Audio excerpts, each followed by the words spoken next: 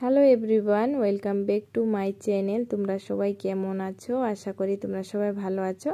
আমিও বেশ ভালোই আছি। আজকের ব্লগটা আমি এখন থেকে শুরু করলাম। আই হোপ আজকের ব্লগটা তোমাদের সবার কাছে ভালো লাগবে।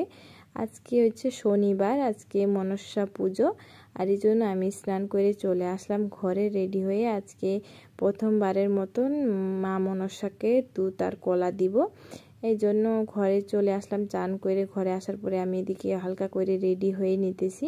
রেডি বলতে যে ক্রিম আর হচ্ছে আইব্রোটা একটু আর্ট করে নিতেছি হালকা করে, কেন কি আইব্রো না আর্ট না করলে ভালো লাগে না, দেখা যায় না, এই জন্য।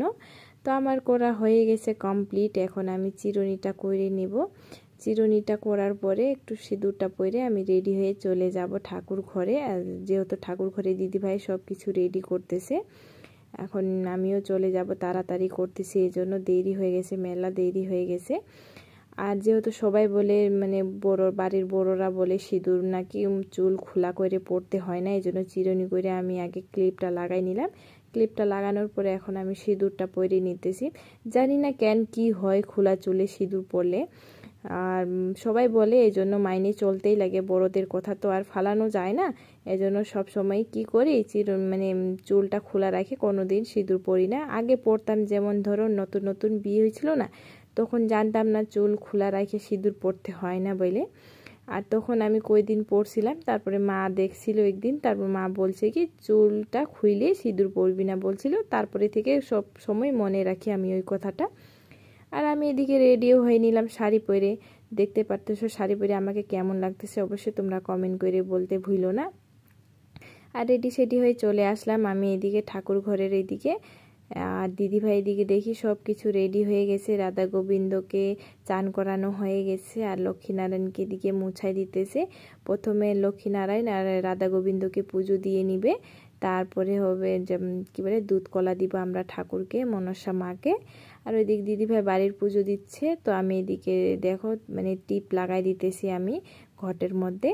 তো ওইদিকে টিপ লাগানো কমপ্লিট হয়ে গেছে। তারপরে আমি এদিকে দেখো আমি ফল প্রসাদটা কাটার জন্য চলে আসলাম। এদিকে ফল প্রসাদটা আমি কাইটে নিব, সব কিছু রেডি করব। দিদিভাই বইলে দিবে, আমি সব কিছু করে দিব। আর এদিকে দেখো আতপ চাল একটু ভিজায় রাখছিল, এটার মধ্যে 3টা কলা ছুঁইলে দিলাম, তারপরে একটা সন্দেশ দিয়ে দিলাম। আর এইদিকে আমার ফল প্রসাদ তো কাটা কমপ্লিট হয়ে গেছিল। আর এদিকে সব কিছু রেডি হয়ে গেছে। দিদিভাই এদিকে দুধটা ঢাইলে নিতেছে।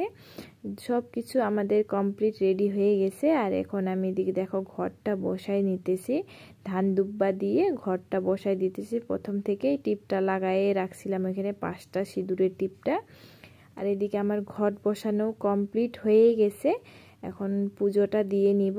যেভাবে দিদিভাই আমাকে বলতেছিল আমি ওইভাবে পুজোটা দিয়ে নিতেছিলাম, যেহেতু আমি প্রথমবার করতেছি জানি না, এই জন্য দিদিভাই যাভাবে বলতেছিল ওইভাবেই আমি করতেছিলাম। আর হয়েছে, কিন্তু যেমন দিদিভাই বলছে অমনই করলাম। আর ঠাকুরকে প্রথমবার দিলাম আমি দুধ কলা, আমার তো মনের মধ্যে খুবই শান্তি লাগতেছিল।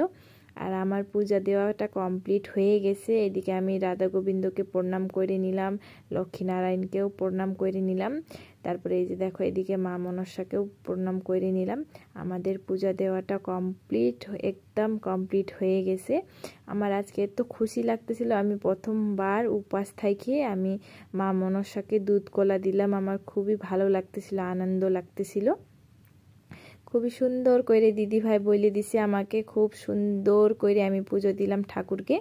যেভাবে দিদিভাই বলছে, যেভাবে দিদিভাই দেয় ওইভাবেই আমিও দিলাম।